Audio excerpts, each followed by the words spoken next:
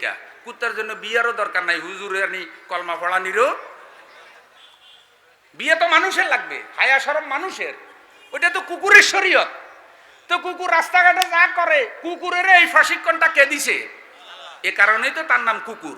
এখন কুকুরে আল্লাহর কাছে ফরিয়াদ করে, আমি যত এ কামগুলো করি এগুলো তো আপনি আমারে দিছেন, যার কারণে আমার নাম কুকুর হয়েছে। কিন্তু আমি তো নাস্তিক হই না, আমি তো কোরআনের আইনের বিরুদ্ধে স্লোগান দিই না, আমি কোরআনের বিরুদ্ধে কোনো কুত্তাদের সমাবেশ করি না। এতে দাঁড়ায় দাঁড়ায় কোরআনের বিরুদ্ধে বক্তৃতা দেয়, হুজুরদের বিরুদ্ধে মিথ্যা মামলা দেয়, আবার এত সুদ খায় ঘুষ খায়। আমি কুত্তার সাথে যে এত তুলনা করলেন, আমি কুত্তার অতি ইজ্জত গেছে।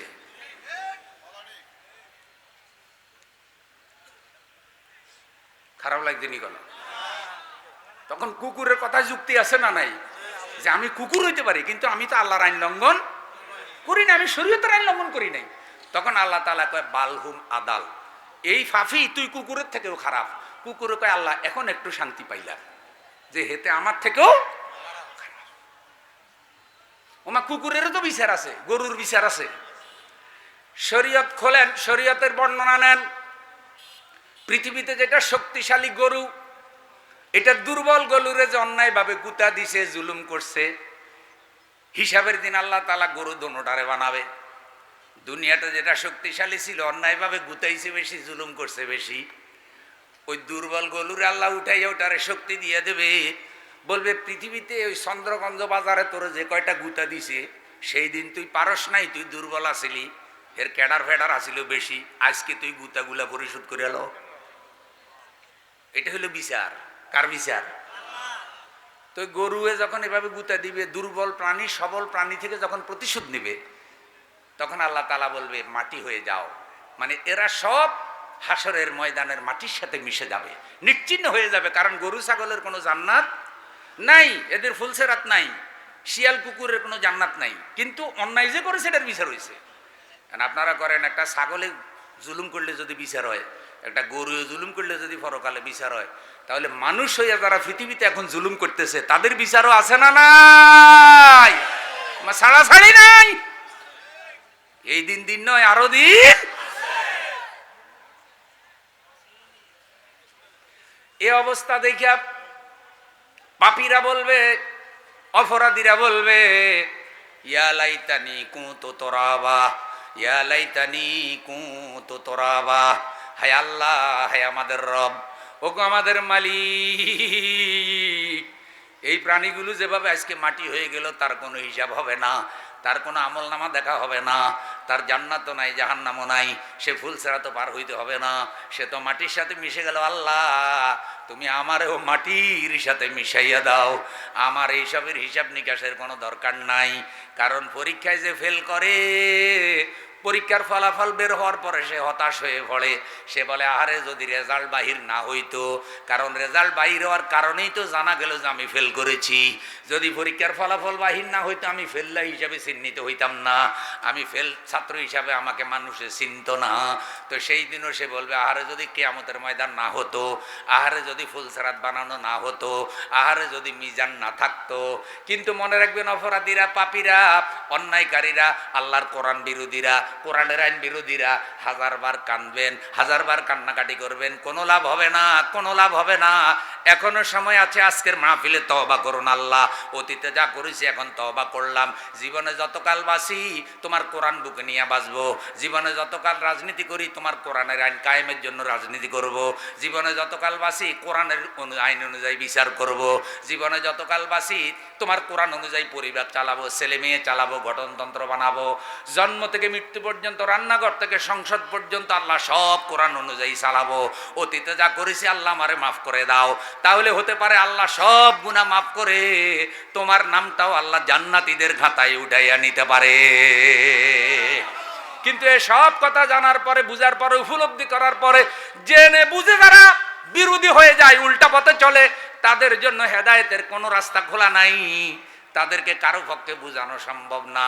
আমার দয়ার নবী, মায়ার নবী রাসূল সাল্লাল্লাহু আলাইহি সাল্লাম আবু লাহাবকে বোঝানোর চেষ্টা করেছে, নবীজি পারে নাই, অথচ আপন চাচা আবু লাহাবের স্ত্রী নবীজির আপন চাচী, যতই চেষ্টা করেছে পারে নাই। কারণ হেদায়েত আল্লাহর হাতে। আমরা বুঝাইতে পারি, বলতে পারি, কিন্তু আমরা কাউকে হেদায়েতের দারোগা হয়ে আসি নাই। কোরআনের মাহফিল কেন? কোরআনের মাহফিল হলো কোরআনের হক কথাগুলি বলার জন্য। যেই দিন যেই বক্তা বয়ান করবে, যে বিষয়ে বয়ান করবে, সেই বিষয়টা তার ইলম অনুযায়ী, তার যোগ্যতা অনুযায়ী, ইখলাস নিয়া, তাকওয়া ফরজগারে নিয়ে, আল্লাহকে ভয় করে যেন হক কথাগুলি বলে। আল্লাহ যারা যারা বলে সহিভাবে বলার তৌফিক দাও, যারা যারা শুনে আল্লাহ সঠিকভাবে আমল করারও তৌফিক দাও। একটু জোরে জোরে বলেন আমিন। তাহলে চোখের পর্দা আসেনি? হ্যাঁ। এরপরে 3 নম্বর আমার বন্ধু, কলবের পর্দা। কলবের পর্দা তথা আল্লাহ তাআলা বলছেন, দেখেন, ইন্নাস সামআ ওয়াল বাসারা ওয়াল ফুয়াদা কুল্লুন উলাইকা কানা আনহু মাসউলা। নিশ্চয় মানুষের কান, চোখ এবং তাদের কলব সবকিছু সম্পর্কে আল্লাহ তাদেরকে জিজ্ঞাসা করবেন। তাহলে কলব সম্পর্কে কি জিজ্ঞাসা করবে? আমার কলব আছে বিদায় আমি যা ইচ্ছা তা চিন্তা করতে পারবো না। আমার কলবে একমাত্র থাকবে কে? তাওহীদ থাকবে, আল্লাহর প্রতি বিশ্বাস থাকবে, কোরআন হাদিসের ইলম দিয়ে আমার কলব আলোকিত হবে। আমার কলবের ভিতরে অন্যায়, অবিচার, মদ, নেশা, সুদ, ঘুষ, এই সব কিছু আমার কলবে জায়গা দিতে পারবো? শুনেন হাদিস, শুনেন সহিহ বুখারীর হাদিস। নবী সাল্লাল্লাহু আলাইহি সাল্লাম বলেন, আলা ওয়া ইন্না ফিল জাসাদি মুদগাতান ইযা সালুহা সালুহাল জাসাদু কুল্লুহু ওয়া ইযা ফাসাদাত ফাসাদাল জাসাদু কুল্লুহু আলা ওয়া হিয়াল কলব। সাবধান সাবধান, মানুষের দেহের মধ্যে একটা গোশতের টুকরা আছে। ওই টুকরাটা যদি সুস্থ থাকে, পুরা দেহ সুস্থ থাকে। ওই টুকরাটা যদি অসুস্থ হয়, পুরা দেহটা অসুস্থ হয়ে যায়। আলা ওয়া হিয়াল কলব, সাবধান, এই টুকরাটার নাম হলো কলব। আল্লাহ রাব্বুল আলামিন তার পয়গাম্বরের মাধ্যমে বলাইছেন, ইয়া মুকাল্লিবাল কুলুব সাব্বিত কলবি আলা দীনিক। নবীজি দোয়া করেছেন, হে অন্তরসমূহের পরিবর্তনকারী আল্লাহ, তুমি আমার কলবকে তোমার দ্বীনের উপরে কায়েম রাখো। একটু জোরে জোরে বলেন আমিন। তাই কলবকে শালীন রাখতে হবে, কলবকে পবিত্র রাখতে হবে। রাসূল সাল্লাল্লাহু আলাইহি সাল্লাম বলেছেন, মানুষ যখন গুনাহ করে কলবে একটা কালো দাগ পড়ে যায়, আবার যখন গুনাহ করে আবার একটা কালো দাগ পড়ে যায়, আবার যখন গুনাহ করে আবার একটা কালো দাগ পড়ে যায়। যখন তওবা করে, কোরআন তেলাওয়াত করে, জিকির আজকার করে, আল্লাহর কাছে ক্ষমা চায়, তখন একটা সাদা কাপড়ে দাগ পড়লে ধুইলে যেমন ওইটা পরিষ্কার হয়ে যায়, ঠিক তার কলবটা গুনাহ থেকে এভাবে ধুয়ে মুছে সাফ হয়ে যায়। জোরে বলেন সুবহানাল্লাহ। ওয়া মান ইউমিন বিল্লাহি ইয়াহদি কলবাহু, যে আল্লাহর উপর ঈমান আনে আল্লাহ তার কলবকে হেদায়েত দেয়। মাইয়ুদ্দিলিল্লাহু ফালা হাদিয়ালা, আল্লাহ যাকে গোমরাহ করে তাকে হেদায়েত দিবার ক্ষমতার কারণ নাই। নবীরা কি করেছেন? নবীরা কলবের উপরে কাজ করেছেন, কলবের উপরে কিছু অদৃশ্য বিশ্বাস স্থাপন করেছেন। সেই বিশ্বাসগুলোর নাম হলো ঈমান, আল্লাহ, রসুল, তাওহীদ, কোরআন, আসমানি কিতাব, ফেরেশতা, কবর, হাসর, মিজান, ফুলসেরাত। এই যে বিশ্বাস, এগুলি কিছু বিশ্বাসের নাম। এটা আপনি অবিশ্বাস করলে কারো কিচ্ছু করার নাই। এই বিশ্বাসের আলোকে যাদের জীবন গড়ে উঠছে তারা ইমানদার। এই কলবের উপরে আল্লাহ প্রদত্ত বিশ্বাসগুলো ফিট করার জন্যই নবীদেরকে আল্লাহ প্রেরণ করেছেন। এই শক্তির নাম ইমানি শক্তি। এর বিপরীত বিশ্বাস যেগুলি কুফরি বিশ্বাস, নাস্তিকরাও কিন্তু বিশ্বাস করে, নাস্তিক্য মতবাদ বিশ্বাস করে। বিশ্বাস ছাড়া কিন্তু কারো পক্ষে চলা সম্ভব। বিশ্বাস তাকে করতেই হবে, হয় নেগেটিভ না হয় পজিটিভ, হয় আল্লাহর উপরে না হয় দুর্গার উপরে, হয় কোরআনের উপরে না হয় ওই মহাভারতের উপরে। একটা না একটা জায়গায় তার বিশ্বাস আছেই, প্রতিটা মানুষ বিশ্বাসের উপরে। তাহলে আমাদের বিশ্বাসটা কার উপরে হবে? আর বিশ্বাসটা লালন করতে হবে কলবের। কলবের শক্তি যদি মজবুত হয়, অঙ্গ প্রত্যঙ্গের মধ্যে সেই বিশ্বাসটা ফুটে উঠবে। কোরআনুল কারীমের আলো ছড়াবে অঙ্গ প্রত্যঙ্গ, জবান থেকে কোরআনের দাওয়াত ছড়াবে, অঙ্গ প্রত্যঙ্গ থেকে আলো ছড়াবে। ইমানে আমলে চরিত্রে একটা লোক যখন মুসলমান হবে, সমাজে আলোকিত করবে। এই লোকটার ইন্তেকাল হলে রসুল বলেছে একটা যেন দ্বীনের বাতি নিভে যায়। আল্লাহ আমাদের কলবের মধ্যে শালীনতা দান করুন। এরপরে পর্দা হলো বন্ধু কথার পর্দা। আপনি যা ইচ্ছা তা বলতে পারবেন না। নবীগণ যত কথা বলেছেন কোনোদিন অশ্লীল কথা বলেন নাই। নবীদের ব্যবহারে কেউ কোনোদিন অসন্তুষ্ট হয় নাই এবং নবীরা কখনো অসুন্দর শব্দ চয়ন করেন নাই।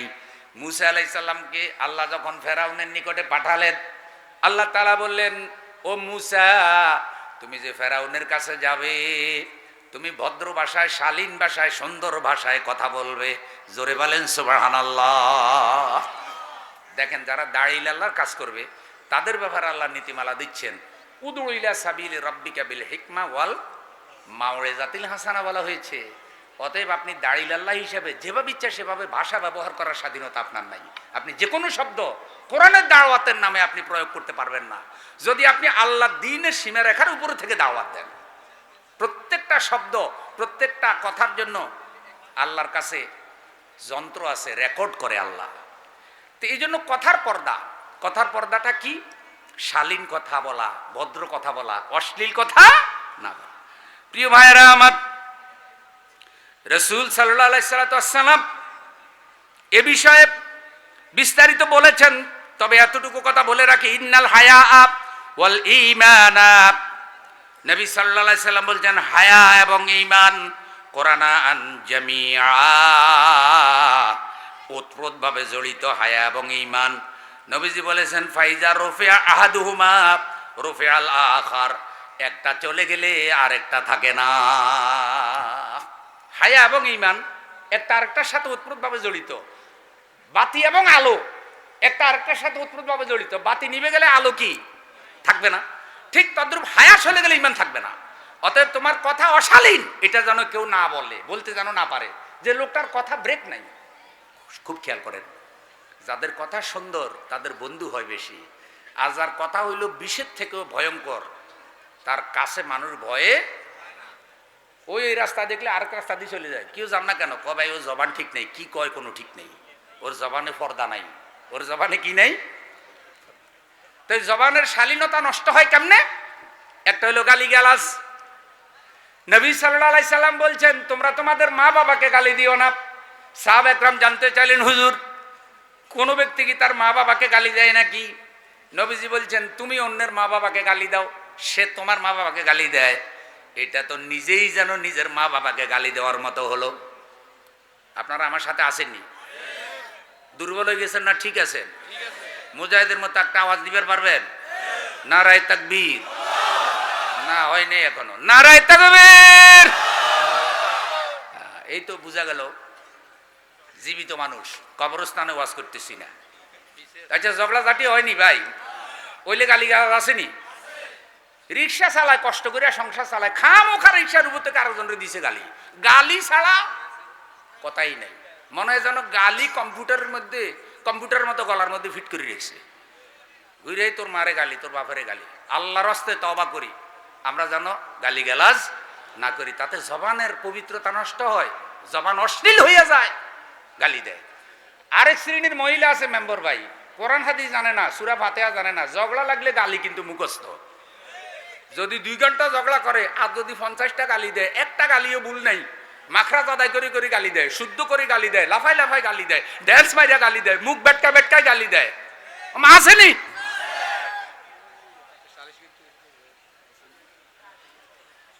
অথচ আল্লাহ কি বলছে? ওয়াজাদিলহুম বিল্লাতি আহসান।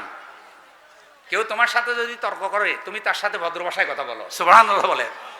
আরবিতে ঝগড়া 2-1 বার দেখছি, মনে হয় যেন এক আরবি আরেক আরবিরে মারি ফেলাইবে। এইভাবে নাই হাত, কিন্তু কেউ কারো গায়ের মধ্যে লাগায় না। আর আমাকে গুলাকে হাত থাকতে মুখে কিসের কথা লাগা লাইগাই বোমা মারি উড়াই দিয়ে। হেতে ফেরাউনের থেকে পুরো ট্রেনিং লই আইছে। খালি ফাটতে কইলে ফেরাউন 8000 বছর আগে আইছে, হেতে 2024 সালে আইছে। ফেরাউন মিশরে, হাতে বাংলাদেশে, কিন্তু চরিত্রে হেতে ওই ফেরাউনের ওস্তাদ। মুসা যুগের ফেরাউন এখন জীবিত হইলে কইতো কি, ভাই তুই আমারে কিছু শয়তানি শিখাতো, তুই কেমনে এত ওস্তাদ হলি?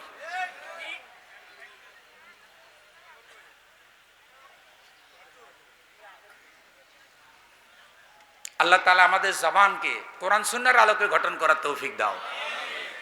নবী সাল্লাল্লাহু আলাইহি সাল্লাম বলছেন তোমরা আমাকে 2টা জিনিসের জিম্মাদারি দাও, আমি নবী তোমাদেরকে জান্নাতের জিম্মাদারি দেব। নবীর কথা 100 ভাগ ঠিক, 1 ভাগও কোনো ঠিক নাই। নবীর কথার ভিতরে কোনো অসত্যতা নাই। তো নবীজি বলছেন 2টা জিম্মাদারি দিলে জান্নাতের জিম্মাদারি দেবেন। 1 নম্বর হলো জবানের জিম্মাদারি আমি নবীকে দাও, 2 ঠোঁটের মধ্যখান। 2 নম্বর হলো লজ্জাস্থানের জিম্মাদারি আমাকে দাও। 2টাই খালি জায়গা, আমি আল্লাহর রসুল তোমাদেরকে জান্নাতের জিম্মাদারি দেব। এত জোরে বলেন সুবহানাল্লাহ। তাহলে লজ্জাস্থান এবং জবান এই 2টাই কোরআন সুন্নাহ অনুযায়ী এই 2টারে গঠন করা লাগবে। ভাই আইয়েন না এদিকে আইয়েন। নিচে বইয়েন না ইন্দা ইন্দা আরে না রে ভাই এটা হয় না আয় আছে কি হয় না ওইটাই তো হয় ওইটাই যেটা হয় ওইটাই ওয়ান লাগবে ভাই কি অবস্থা ভাই? আসেননি বালা